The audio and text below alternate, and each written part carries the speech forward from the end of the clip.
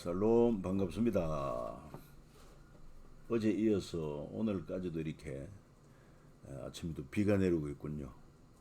여러분들과 한번 만나는 날도 다가오는데 좋은 날 주시기를 또 기원합니다. 그러면서 우리는 여전히 또 하나님의 역사를 주관하시는 우리 하나님의 말씀에 귀를 기울이고 하나님의 섭리를 이해하는 그런 복된 시간이 되기를 소망하면서 통성경학교 또 시작하도록 하겠습니다. 자, 오늘은 이제 하나님의 마음 가운데서 우리가 18과 사랑의 줄과 사명의 줄, 그리고 절망 앞에 선 희망, 이렇게 되겠습니다. 하나님의 마음 열방을 향하고 만나 세대 신앙계 해성 천년 모범 마음과 지혜 사랑의 줄 사명의 해줄 절망 앞에 선 희망. 예, 그렇습니다. 자,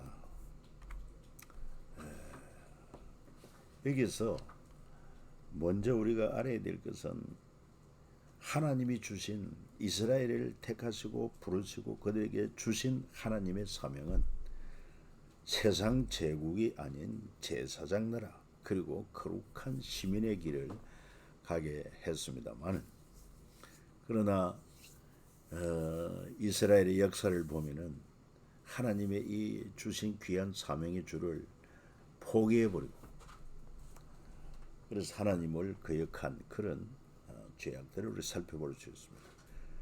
그럼에도 불구하고 하나님은 택한 당신의 백성을 향한 사랑의 줄을 끝까지 놓지 않으신 것을 우리가 알 수 있습니다. 그래서 사랑의 줄, 사명의 줄 이렇게 표현을 한 것이죠.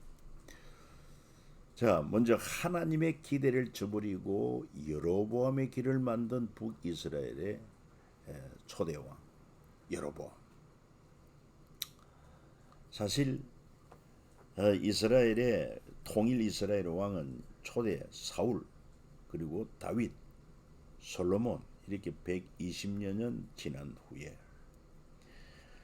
왜 나라가 또 분열되게 되었습니까? 그 이유는 다윗과 솔로몬 때 고대 근동에 있어서 아주 강력한 나라가 되었습니다. 이스라엘이. 그러다 보니까 여러 나라로부터 조공도 받게 되고, 그리고 솔로몬은 특별히 지혜와 또 명철, 부귀, 영화가 극에 달하고 이것이 근동에 소문이 났습니다. 그러다 보니까 결국 이 솔로몬 왕과 가까이 하고 싶어하는 여러 근동의 나라들이 공주를 솔로몬 왕과 결혼하게 함으로 말미암아 그래서 솔로몬이 여러 처첩을 두었던 것입니다. 국제 결혼을 한 것이죠.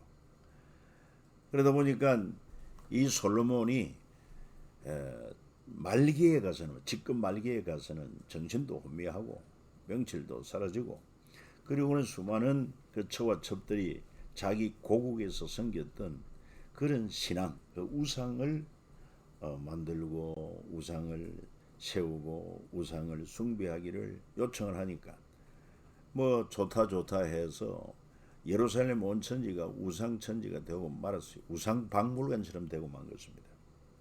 이런 것을 보고 하나님께서 선지자를 통해서 책망하고 돌이키게 하지만 두 차례나 하나님의 징계를 책망을 받았지만 솔로몬은 돌이키지 않습니다. 그래서 하나님은 내가 이 나라를 둘로 나누게 하겠다. 그러나 내 종 다윗을 보아서 솔로몬 때는 하지 않지만 솔로몬 아들 때 가서 이 나라를 한민족 두 국가로 만들겠다.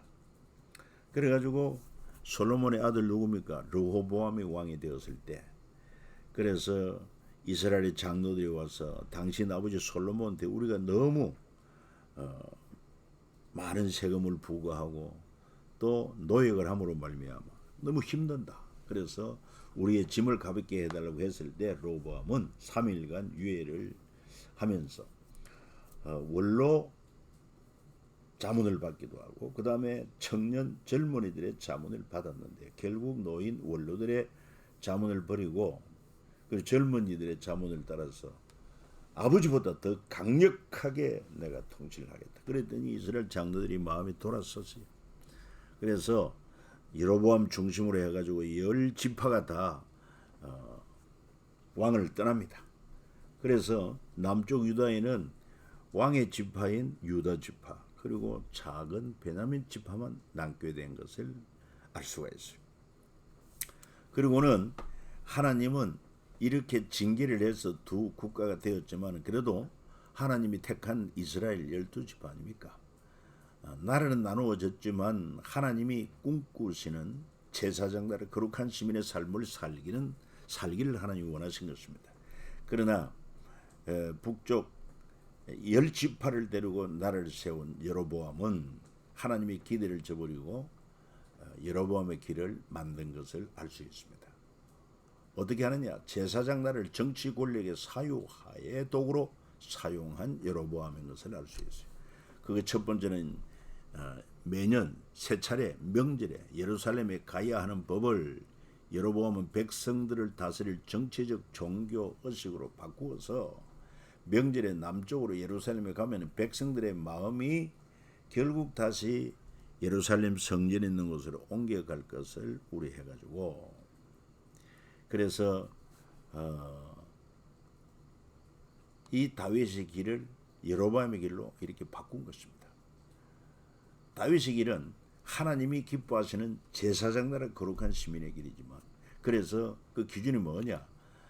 레위인들을 제사장을 세우고 그리고 시간적으로는 3대 절기 6월절, 7.7절, 초막절을 지킴으로 하나님 앞에 은혜 알고 감사하게 하며 그리고 공간적으로는 예루살렘 성전에 하나님께서 지시한 곳에 성전을 세워서 하나님 앞에 제사하는 것이었습니다.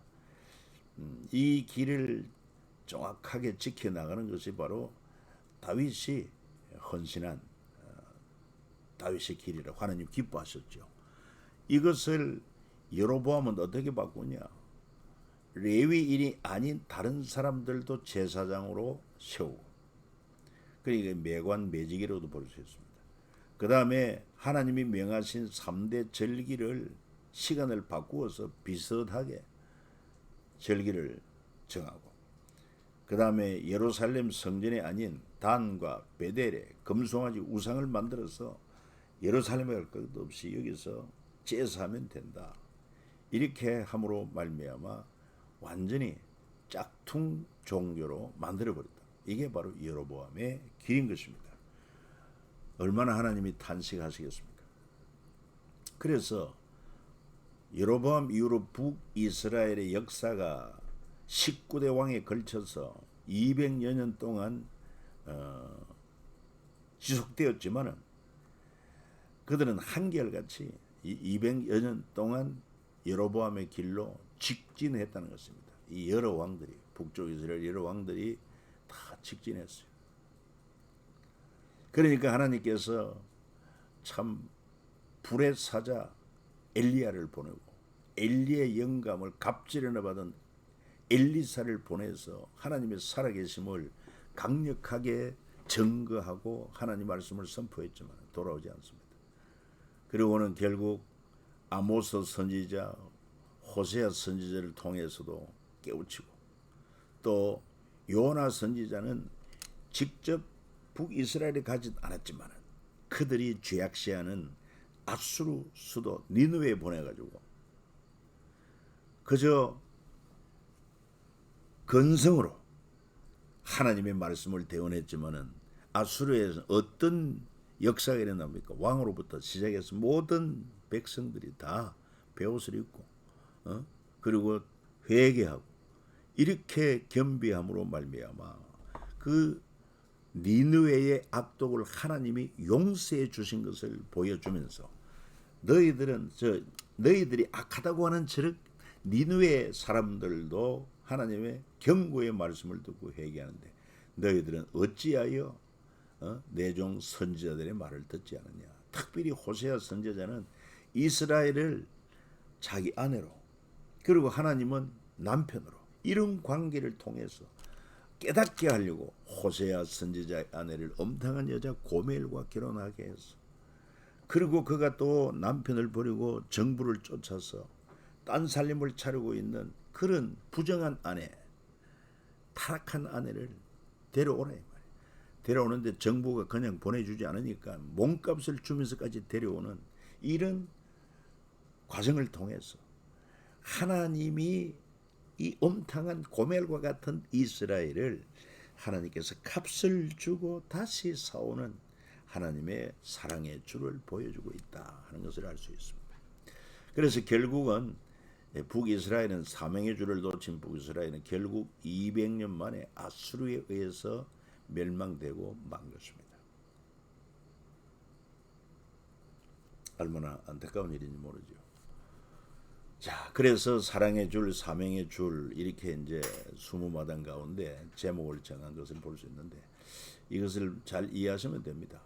200년간 고멜 같은 북이스라엘을 바라보시며 긍휼을 다짐하시며 놓지 않는 하나님의 사랑의 줄과 반대로 하나님이 주신 제사장 나라 거룩한 시민의 사명의 줄을 놓아버린 이스라엘을 가리켜서 그래서 사랑의 줄, 사명의 줄 이렇게 20마당 가운데 표현을 한 것을 알 수 있습니다.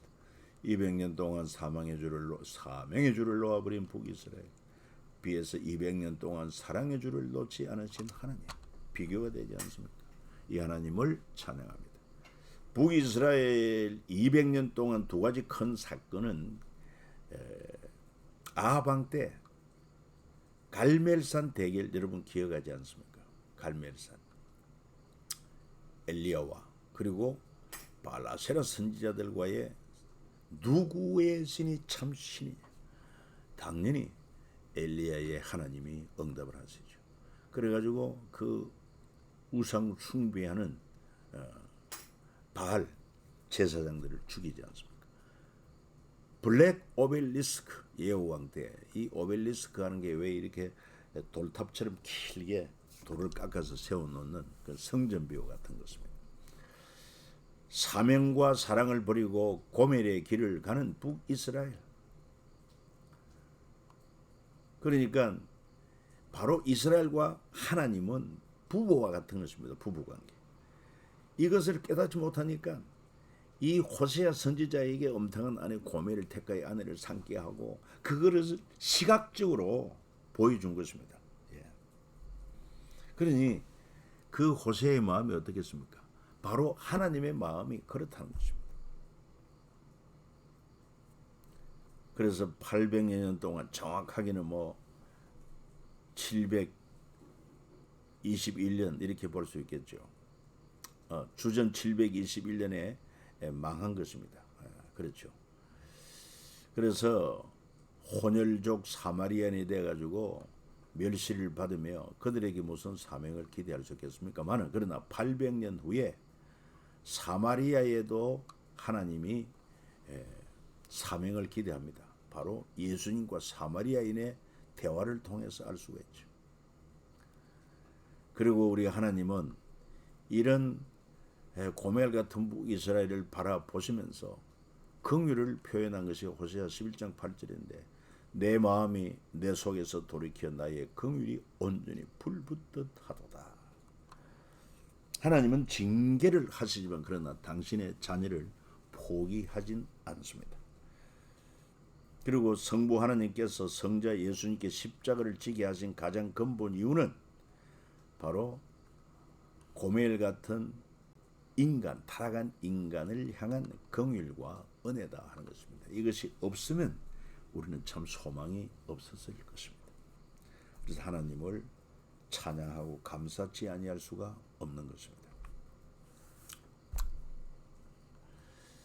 자, 이런 말씀 가운데 보면 하나님께서 이 이스라엘 12지파를 제사장의 그 겉옷 에봇의 보석을 12보석을 새겨서 그 보석들은 이스라엘의 아들들의 이름을 새겼습니다.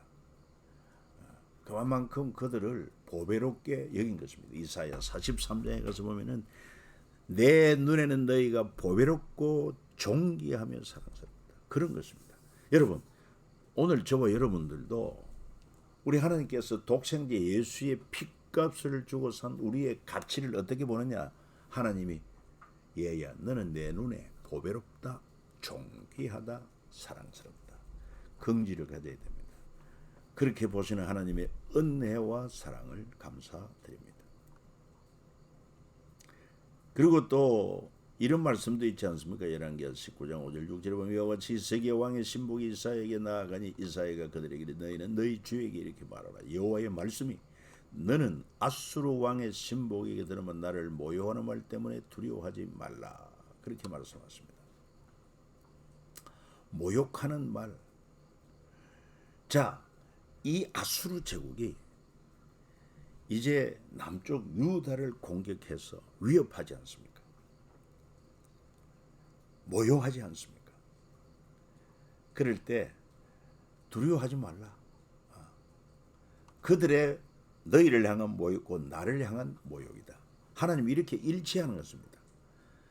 하나님과 당신의 백성 이스라엘을 하나로 보는 거예요. 그러니까 오늘날 교회는 주님의 몸이다 할 때 여러분 몸이 분리가 될 수 있습니까? 단지 역할로 보면은 우리 주님은 머리고 교회는 그의 몸이다. 분리될 수 없는 하나인 것입니다. 그러니까 바로 하나님이 택한 보배로운 이스라엘을 모욕하는 것은 곧 하나님을 모욕하는 거예요. 그래서 여러분 우리 교회는 주님의 몸인 줄 알고 교회를 아프게 하면 안 돼요. 교회를 해하면 안 됩니다. 상처 주면 안 됩니다. 싸우면 안 됩니다. 그건 곧 주님께 그렇게 하는 것과 같기 때문에 그렇습니다. 그러면서 이 말씀 우리가 아까도 보았습니다만 에브라임이여 내가 어찌 너를 놓겠느냐. 에브라임은 북쪽 이스라엘을 또 대표하는 그런 에브라임 지파가 있지 않습니까? 그 지역이 바로 수도가 있고 이래서 그렇죠. 에브라임이여 내가 어찌 너를 놓겠느냐. 이스라엘이여 내가 어찌 너를 버리겠느냐. 내가 어찌 너를 아드마같이 놓겠느냐. 어찌 너를 스보임같이 두겠느냐. 내 마음이 내 속에서 돌이켜 나의 긍휼이 온전히 불붙듯 하도다. 내가 나의 맹렬한 진노를 나타내지 아니하며 내가 다시는 에브라임을 멸하지 아니하리니 이는 내가 하나님이요 사람이 아님이라. 네 가운데 있는 거룩한 이니 진노함으로 네게 임하지 아니하리라. 호세아는 바로 북쪽 이스라엘의 마지막 선지자 호세아. 또 묘하게도 북쪽 이스라엘의 마지막 왕의 이름도 호세아. 자, 그리고 북이스라엘의 큰 사건 두 가지를 앞서도 설명했습니다마는 갈멜산 대결. 갈멜산은 포도원의 산이다 하는 뜻입니다.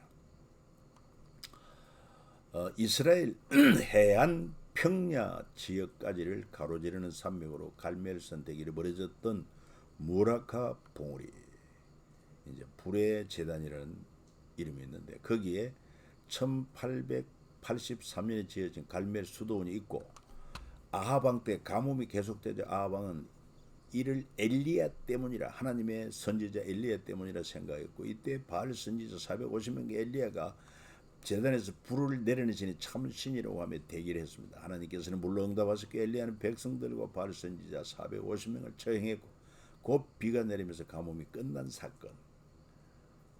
지금도 그 갈멜산에 가면은 엘리야 동상이 있고 그 오른손에 칼이 들려 있는데 그 칼이 구부러져 있는 것을 볼 수 있을 거예요. 구부러져 있어요. 이렇게 수많은 거짓 선지자, 바알 선지자 450명을 쳐 죽이느라고 칼이 구부러져 있는 그 동상을 볼 수 있습니다. 그 다음에 예호왕 때 만들었던 블랙 오벨리스크, 아수르 나스팔 2세 본격적인 정복전쟁에 이어 그의 아들 살마네스 3세도 정복전쟁에 나와서 북이스라엘을 공격했고 이때 예후왕으로부터 조공을 받는 장면을 돌에 새겨 놓았는데 이 장면이 새겨진 블랙 오벨리스크는 현재 대형 박물관에 보관되어 있다. 그러니까 아수르의 공격을 받아서 그 아들 살만에셀 3세도 정복전쟁에서 북이스라엘 공격했기 때 왕은 예후왕이었는데 예후왕으로부터 조공받는 장면을 그 성전비 블랙 오벨리스크 거기에 새겨 놓았다는 것. 그게 지금도 대형 박물관에 보관되어 있어서 증거물이 되어 있다 하는 것입니다. 부끄러운 증거물이죠. 바로 이것입니다. 블랙 오벨리스크에 새겨진 살말 에셀 3세에게 엎드려 절하는 예후왕. 이렇게 학자들이 그것을 해석을 했어요. 예.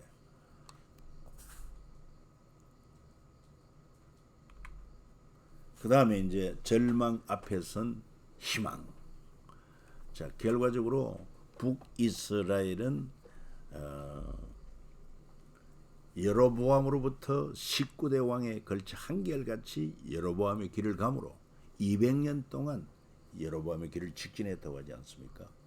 그래서 아수르에 의해서 주전 720년 멸망을 당하고, 그리고는 그 땅은 혼혈족이 되고 맙니다. 남자 잡아가 버리고 이방의 남자들을 사마리아 여인들과 통혼해가지고 완전히 혼혈족이 되고, 그래서 유대인들은 저기 사마리아 땅을 밟지도 않는다고 합니다. 그래서 사마리아 사람 상종하지 않는 배경이 바로 거기에 있는 것입니다.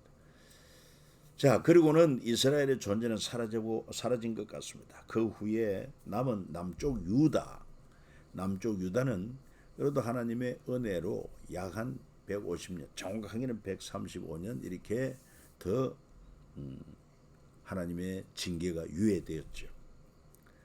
그렇지만은 북이스라엘의 그런 멸망을 보면서도 깨닫지를 못하고, 그리고 수많은 또 하나님의 선지자들의 그런 경고를 귀담아 듣지 아니하고 우상을 숭배하는 죄악과, 그리고 또한 하나님의 법을 무시하고 악을 행하는 이런 죄악들 때문에 결국 하나님의 종들의 얘기를 듣지 아니하고 계속 북이스라엘 길을 가다가 마침내 하나님께서 북쪽 이스라엘은 아수르에 의해서 멸망을 받았지만은 남쪽 유다는 당시 아수르 제국을 정복한 신흥 바벨론 제국에 의해서 1차, 2차, 3차에 걸쳐 공격을 받아가지고 주전 586년에 완전히 성전도 불타고 왕궁도 불타고 예루살렘 성이 불타고,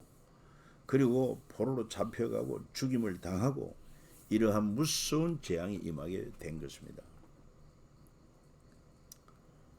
얼마나 안타까운 일인지 몰라요.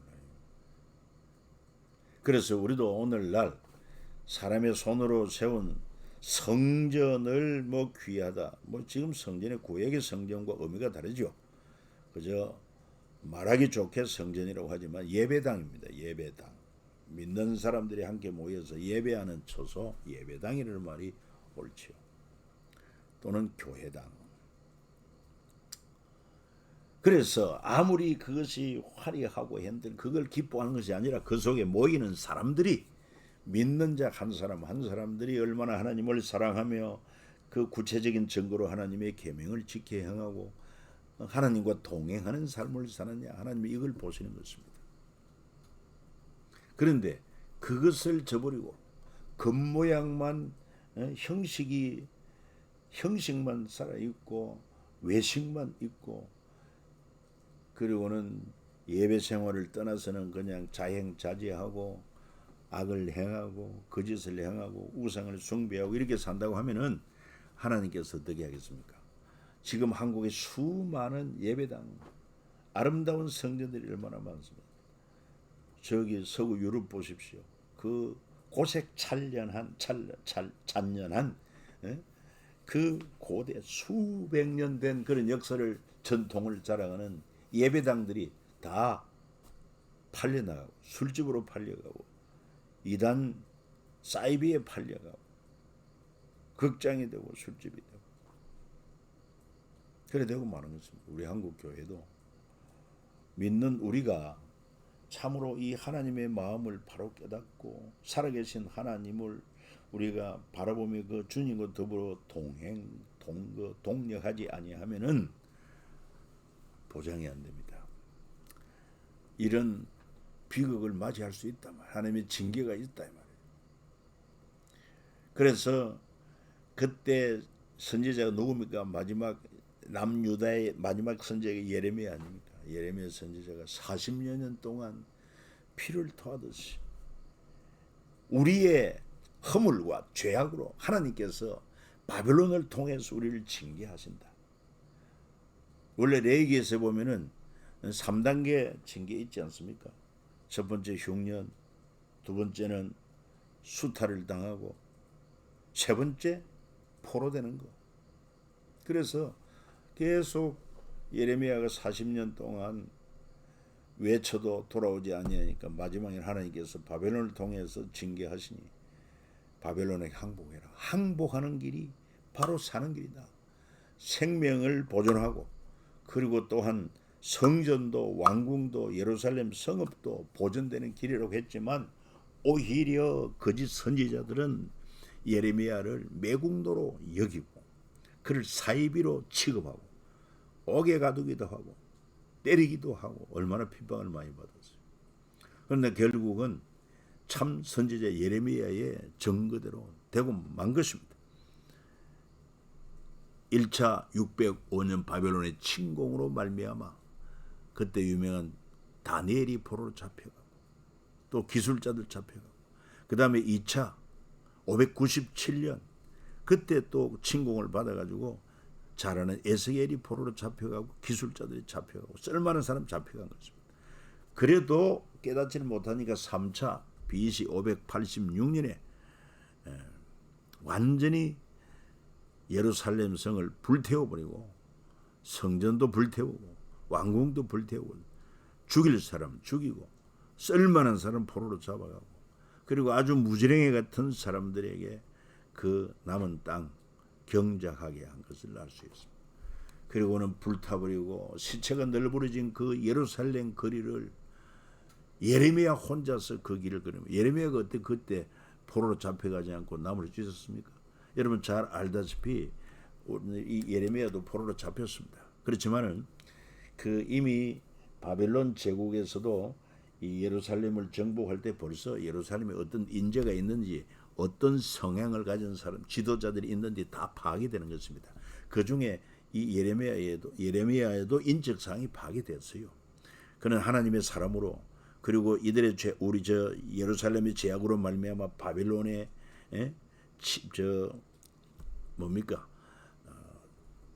침략을 받게 될 텐데 그러기 전에 항복하고 포로로 잡혀가라 이렇게 외쳤던 자다. 이걸 바벨론에서도 알아요. 그래서 이 포로로 잡혀가던 예레미야를 느부사라단 그 군장이 풀어주지 않습니까? 그래가지고 자유의 몸이 되어서 그 황폐한 예루살렘 거리를 거니면서 눈물을 주체할 수 없이 그동안에도 많은 눈물을 흘렸는데 남은 눈물 마른 눈물까지 짜서 눈물을 흘리며 지은 노래가 예레미야 애가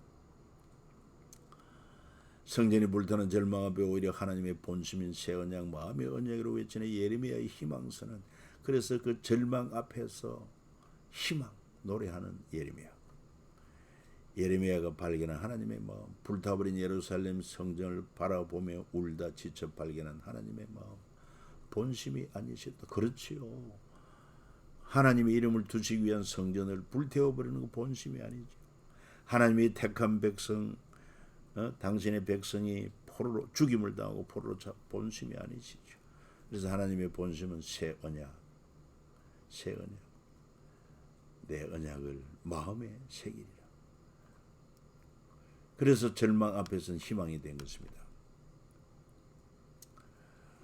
그는 뭐라고 노래합니까? 예레미야 애가 3장 31절부터 33절에 보면은 이는 주께서 영원하도록 버리지 아니하실 것임이며 그가 비록 근심하게 하시나 그의 풍부한 인자하심에 따라 긍휼히 여기실 것임이라. 주께서 인생으로 고생하게 하시며 근심하게 하시면 본심이 아니시로다. 그렇습니다. 그리고 무엇보다도 예레미야가 또 3장 21절로 24절에 보면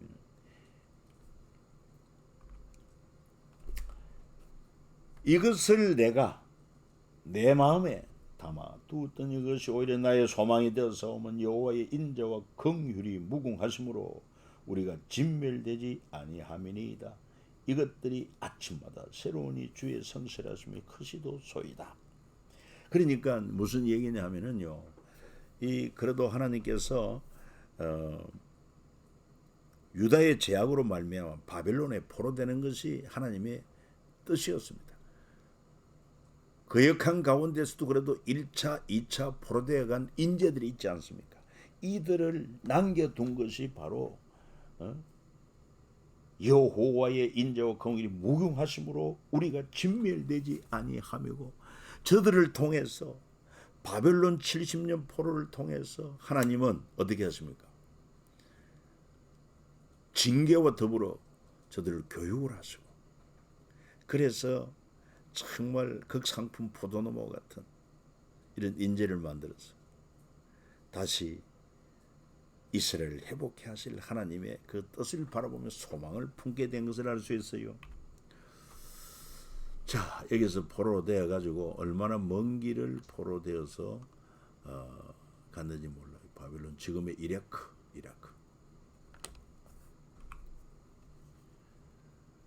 통으로 본 언약 줄기,